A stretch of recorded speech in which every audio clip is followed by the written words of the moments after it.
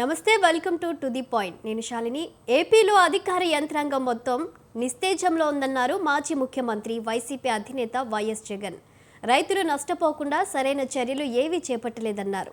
రాష్ట్రంలో వచ్చిన అకాల వర్షాలపై పార్టీ రీజనల్ కోఆర్డినేటర్లు ముఖ్య నాయకులతో టెలికాన్ఫరెన్స్లో మాట్లాడారు వైసీపీ అధినేత జగన్. ఇక దీనిపై చర్చించడానికి మనతో పాటు విశ్లేషకులు శ్రవణ్ కుమార్ గారు జూమ్లో రెడీగా ఉన్నారు. నమస్తే సార్. నమస్తే అండి. సార్ చెప్పండి, ఏపీలో చూసినట్లయితే అధికార యంత్రాంగం మొత్తం నిస్తేజంలో ఉంది అని అంటున్నారు మాజీ ముఖ్యమంత్రి వైఎస్ జగన్మోహన్ రెడ్డి. దీనిపై మీరేమంటారు?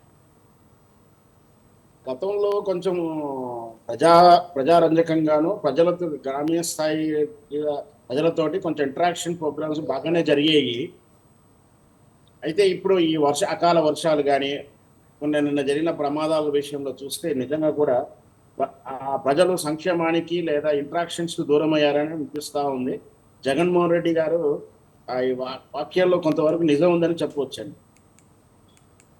అంటే రైతులకు కూడా నష్టం కలగకుండా ఎలాంటి చర్యలు చేపట్టలేదని కూడా ఆయన అంటున్నారు. దీనిపై మీరేమంటారు? ఎలాంటి చర్యలు చేపడితే బాగుంటుంది? ఖచ్చితంగా అండి. ఇప్పుడు చంద్రబాబు నాయుడు గారి పాలనలో ముఖ్యంగా ఈ రైతుల విషయంలో కానీ మొదటి నుంచి మనం చూస్తూ ఉన్నాం. గతంలో ఉమ్మడి ఆంధ్రప్రదేశ్లో ఉన్నప్పుడు కూడా మనకు తెలిసిన విషయమే. అతను ఎంతవరకు ఇన్వెస్టర్లు, రియల్ ఎస్టేటు, ఈ పబ్లిసిటీ వీటి మీదనే ఉంటుంది కానీ గ్రామీణ స్థాయి రైతుకు కానీ చివరికి అంటే గ్రామీణ రైతుకు కానీ గ్రామీణ ప్రజల్లో ఉన్నటువంటి సమస్యల పట్ల కానీ ఆయన అంతగా శ్రద్ధగా పెట్టాడు. ఎంతసేపటికి కార్పొరేట్ రేంజ్లో ఆలోచిస్తూ పబ్లిసిటీ రేంజ్లో ఉంటాడు. ఇప్పుడు నిన్నటి ఈ అకాల వర్షాలకు వీటికి రైతులకు వీటి విషయంలో ఆయన శ్రద్ధ పెడతాడనే చెప్పవచ్చండి.